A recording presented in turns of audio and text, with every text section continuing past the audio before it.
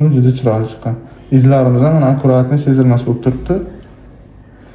Boshqacha odamga qo'limda lekin. Shunaqa. Assalomu alaykum. Men Qarshi shahridan keldim. Sardor Jo'rayevni 2 yildan beri kuzataman. Ko'zimda o'sha yuqori va pastda terilar, ajinlar tushishi va qovoqni pastga tushishi va bu ko'z zreniyasiga ham ancha ta'sir o'tkazayotgandi. Men endi bu muammoni 3-4 yildan beri o'ylab yurardim. Buni qildirishga jazm qildim. Operatsiya jarayoni juda ham yengil o'tdi.